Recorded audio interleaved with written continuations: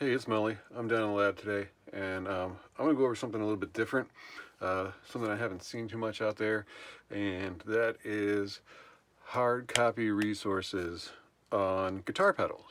So I'm talking like actual things that you can buy and hold with your hands that tell you about these magical little boxes we all love. And I'm going to start off with the one that was my first buy. It's not actually this one. I bought it again because my original got all bent up and curly and fingerprints all over it because the ink will come off if you on your fingers. But this right here, uh, let's see, it's Guitar Player, June 1995. Sorry, my eyesight's not the best, but yeah, June 1995, Guitar Player, stompbox fever. Back in the day when I was in college in the 90s, that was like when I really first sort of came into stomp boxes. I mean, I played around with them before when I was in high school, but in college I just developed like a whole new level of appreciation for them. And pretty much every time I went to the grocery store or whatever, I would spend way too much time flipping through one of these. Not always buying them, but just checking out what was out there. And then this issue caught my eye, and I was like, oh, I need to see that. I think one of the funny things that hasn't aged very well, it says lo-fi losers here. So we might like some lo-fi. But anyways, this is like the holy grail of really old stomp box knowledge for the most part. I mean, it's pages and pages. It does get a little bit confusing because it starts it starts a second article in here, Stomping into the Future, with the same sort of, it's like a sub article, and then these kind of like weave around each other a little bit. But I mean, this has all the old stuff in it. I mean, granted, even the new stuff that they're talking about when in Stomping into the Future, even that by today's standards is old. I mean, we're talking like Voodoo Labs, Bionics, Expandora. They're talking about the reissue of the sort of Maxon version of the Ibanez Tube Screamer there, which is still being made. So um, that's pretty cool. But I mean, this thing has all the old stuff, old Ibanez's, really old Ibanez's. I think it's got the it's got the heavy metal 2, and it just has these little blurbs. It's got a little kind of like preamble here going into it about like what to expect and how different batteries can affect things differently, and how each pedal in and of itself can be completely different because of parts and tolerances and all that stuff. So it's really informative, and then it has all of these blurbs. I mean, we're talking like the Dan Armstrong series. This was the first I ever heard of them, and then I started hearing really good things about the Orange Squeezer. I ended up getting actually kind of recently, I ended up getting a clone of the Orange Squeezer. But yeah, you can see some Voodoo Lab stuff here, some DoD reissue stuff. So I mean, all of this, yeah, Echoplex, Fuzz Face. I think they had some Fox tones, and some of the stuff they like, and some of the stuff they don't. Like I think there was a section of electro harmonics in here where they're talking about it, and they're like, you know, oh yeah, here it is. Where to go?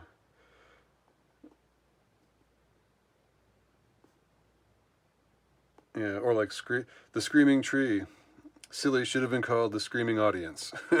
So this can be really good if you want to research some of the old stuff and you don't even know what it's called. You know, like this can help sort of bring you into some of the really old stuff. Like they're going into like tape echoes. We're talking like 60s and 70s stuff. They also do the it's not pictured, but they did the TC Electronic Linebacker. I have one of those. Of course, they've got a Proco Rat in here, Vox treble bass, a TS-808, pretty much all the classics. Color Sound Tone Bender. Um,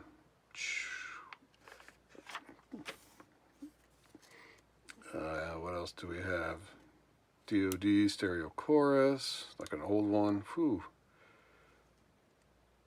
A really old DoD phaser, DoD preamps, just all kinds of oddball stuff. Dallas Arbiter wah face. Gotta love it.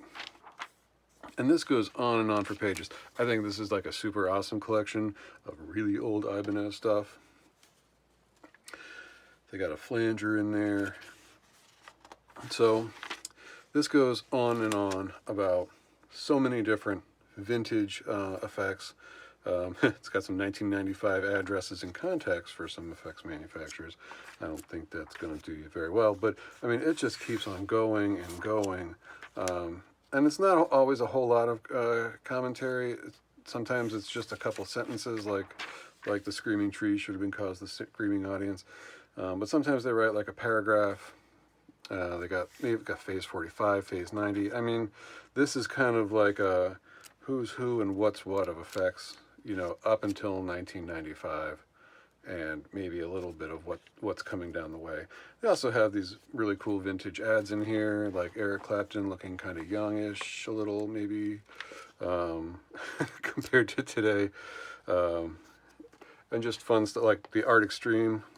I've always wanted that pedal, but I've never gotten it. Never pulled the trigger. Yeah.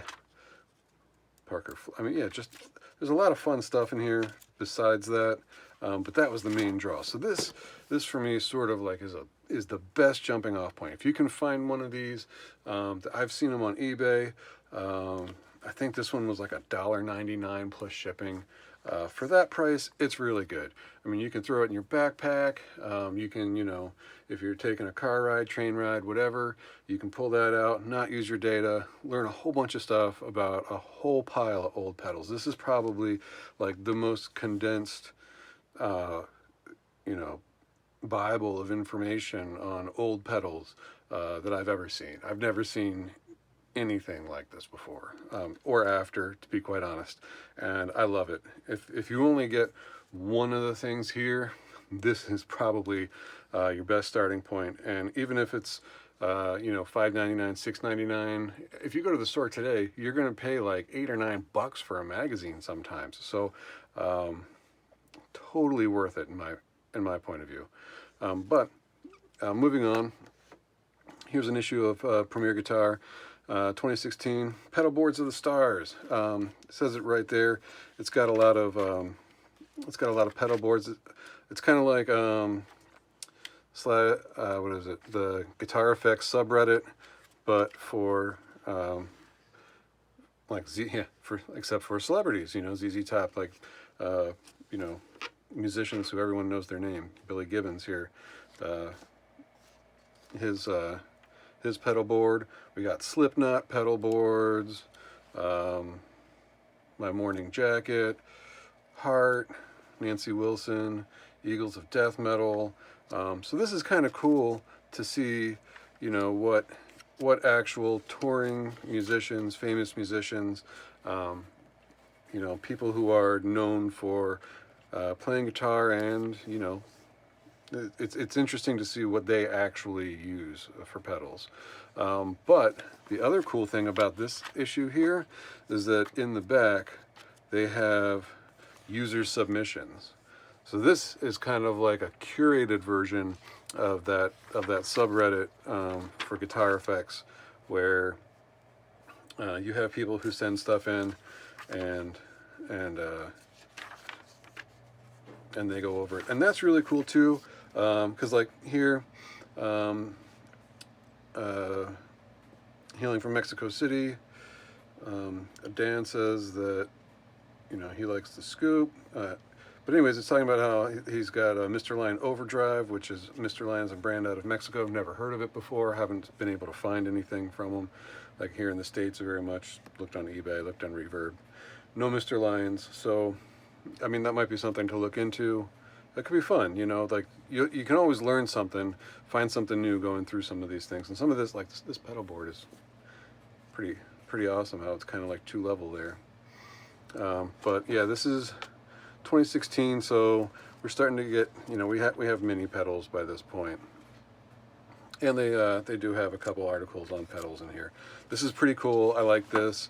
I don't think it's as cool as the Stompbox Fever, but it's still pretty awesome. This one here, guitar player. What's the February 2013? This one, it's kind of like the Stompbox Fever, except it's 60 Stompboxes reviewed by GP's gear experts. And I guess the problem I started having with it is that I started noticing a similarity between a lot of the pedals, and that they were all like pretty expensive compared to what I want to put down on a pedal.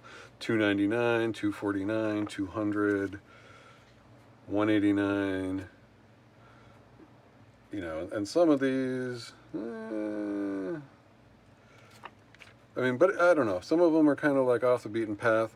Maybe they're still around, maybe they're still making them, maybe they're into different models now. So you might be able to like go back and see if you can find yourself a Big Joe hard tube, and if it's less than 199 bucks, you might be getting a deal. So you can definitely learn something from these, but this one out of my magazines, I want to say is kind of my least impressive one. I didn't think this was as awesome. I tend to like cheap pedals because I don't know, that's what I like. If you like really expensive pedals, and shoot, this might be the thing for you. And I know some people do, because I've seen a bunch of the pedal boards with almost nothing but Strymon on it. Is that how you pronounce it? I don't know. I've only read it. I don't think I've ever heard it before.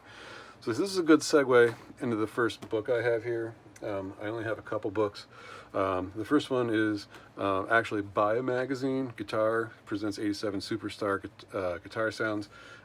There are two versions of this book. This is the older one. There's a newer one that's 100 Superstar Guitar Sounds.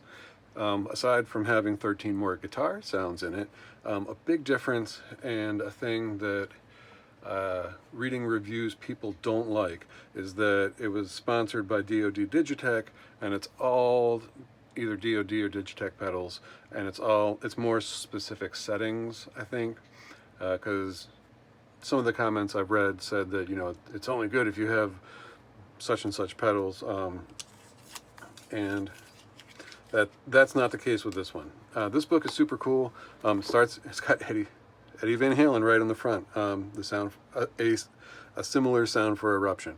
It doesn't try and get you the exact precise thing. It tells you what they use in terms of guitars, amplifiers, pedals, stuff like that. But its main goal is to show you how you can get that sound yourself. So if I bring it up, I start running out of light. But if I bring it up a little closer, you might be able to see, it just says metal distortion, stereo flanger, delay, and it has these ranges that you can choose. And this one came out, I want to say in the 90s. Yeah, this one's 95. So you're not going to get artists newer than 95. This is going to seem very dated. This is, you got some Clapton, but no, I don't know who wants to replicate the Pretending tone, but I mean, maybe somebody's out there. Alice Cooper, School's Out, and just an overdrive and an equalizer. Some of the stuff, I learned a couple of really cool things in here going through this book, and one is that if you want a thicker distortion sound, put a stereo chorus after it. That's on a lot of these setups, is a stereo chorus after distortion. They didn't say to play them both at the same time. This one's for Kurt Cobain on Nevermind. This is obviously for that sort of Smells Like Teen Spirit sound, where you have a dry into a heavily distorted, and then you have a chorusy. But even here it says like that he liked Mesa Boogie preamps, Radio Shack speakers. He also played through several Roland EF1 distortion boxes. I've never even seen a Roland EF1 distortion box. So, and I've looked for them. There's not a whole ton of those around. But I believe Boss and Roland are the same company, so DS1's probably going to get you pretty close to that sound. Another thing that this book sort of opened my eyes to a bit is there's a couple setups. Let me see if I can find the first one or what I'm thinking of. No.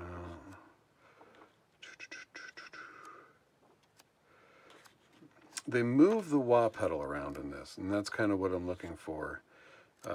Sometimes they have the wah pedal before the distortion, but more often they have it after. And I've seen people setups with both. I'm having a hard time finding one that's got the wah before. Oh, here we go. So, Robbing Tower to Rolling Stone.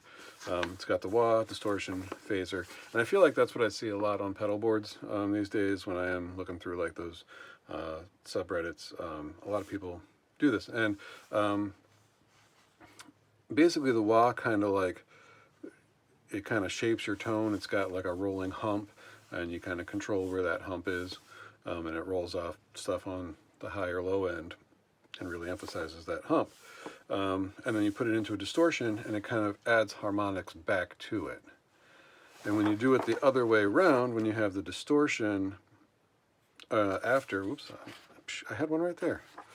When you have the distortion first, here we have metal distortion for Metallica going into a wah. When you do that, first you add the harmonics, and then you roll things off and add the hump. So you do get a very different sound from that. But, you know, it talks about how a lot of these are, you know, starting points, and you can figure out where to go from there. It's got what the different pedal settings are. It's got what the different pedals are. And these are kind of high-level views of what the pedals are. It doesn't get into, like, you know, well, it talks about choruses, flangers, and delays, like, all at once. Also, modulation effects. And that's useful, but it's also, I mean, it's not talking about, like, digital versus bucket brigade or anything like that. So it's kind of an overview of what the different pedals are and what they do. This is a really cool book. I think you can get this for like $15. Like I said, the bands in it are, you know, they're vintage by now. But it's got some really good starting points for getting some pretty cool sounds out of it. Now, if you want to dig deeper into what a pedal is and how its electronics interact with each other and what they actually do, you're going to want to grab Electronics Projects for Musicians by Craig Anderton. This is like an awesome starting point. It teaches you like kind of like how to solder even, and this one's even a little water damaged. And let's see, does it still, oh, yep, if you're lucky, it still has the flexi disc in it in the back. It's got, you put on a record player, it's got samples of some of the effects. Pretty much the most complicated effect that you're going to create with this is a phase shifter. It doesn't really get more, I mean, it's not going to get into delays and choruses and stuff like that. I don't think there's a flanger either. The one cool thing is that it does an envelope follower, which when combined with a filter gives you an auto wah effect. So that's cool. But in addition to that, the phase shifter has an input for the envelope follower. So you can have an envelope follower phase shifter, which for the 90s was unheard of. Like, nobody had that. I never ended up making that. I did make the passive tone control that's in here, and it's presently broken right now. So one of my projects is to bring that up. And, yep, here's the passive tone controller. bring that back and see if I can fix it, get it up and running, put in an enclosure, all that stuff. So that's on my to-do list, coming soon to a YouTube near you. Pulling that guy out and fixing him and getting him out. But this is a pretty cool book if you really want to get your hands dirty and make some effects. Not a whole lot on modding effects, but also each one, it describes what it's doing, like in broad terms, like this is what it does, and then it also gives you in a box, it gives you how it works. And this is like, you know, IC1A, you know, sets the ratio for blah blah blah, and then it sends it to this, and C1 gives it a smooth sound.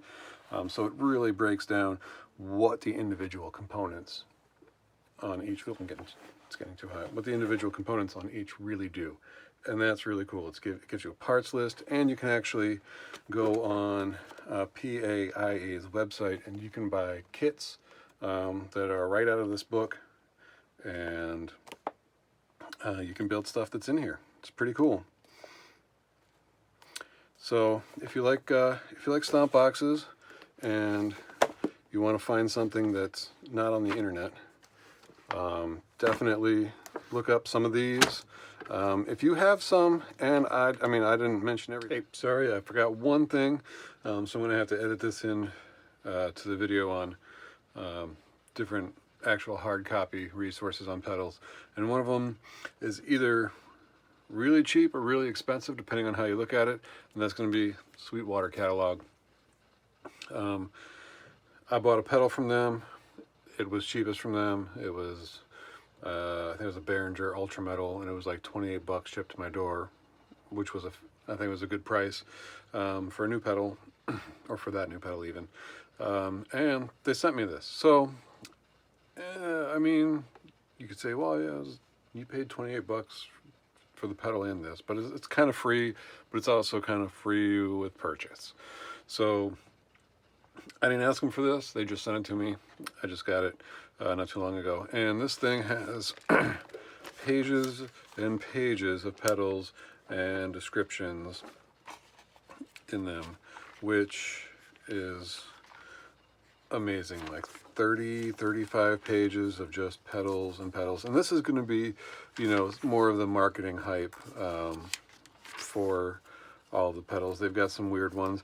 And you know, for me, coming back into it, I haven't really done much with pedals for a while. Kind of like quarantine got me like digging them out of the basement. And I'm actually in my basement right now, so that's why I say I'm down in the lab sometimes. So a lot of the pedals, to me, they don't make a whole lot of sense name-wise.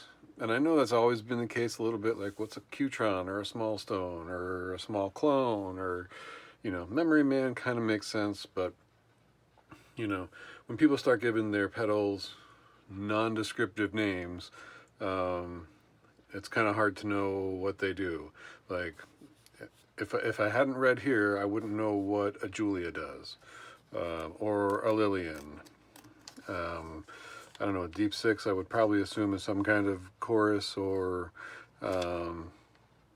delay, but with this you can kind of go through and familiarize yourself with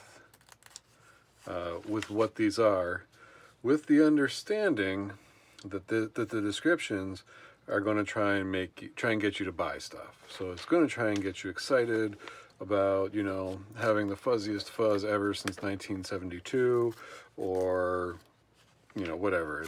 It's gonna hype these pedals up, and they're probably not going to have every pedal. Like, I haven't seen the Behringer pedals in here because, while they're probably pretty good sellers for them, they're probably not good margins because they are so cheap. So, but you are going to see a lot of the staples. Yeah, here they have TS9, $99, TS808, $179. So, I don't know, $99 for a TS9 doesn't strike me as ridiculous or anything. Then they have the minis. I've always been interested in that Dan Electro Spring King, but the enclosure seems like it would be a little too small to really get like good spring reverb out of. Because part of spring reverb Depends on the length of the enclosure. But, you know, this is something that's good to go through for me so I know what an afterneath does.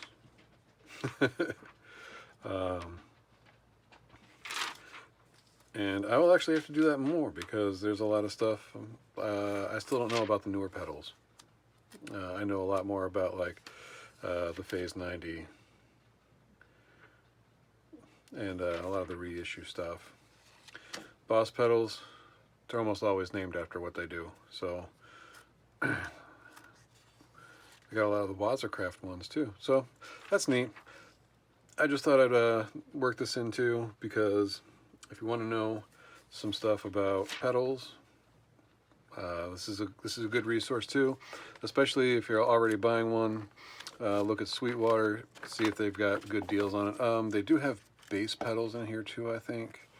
So if that's more your deal, yeah, they're in here somewhere. They do have bass pedals too.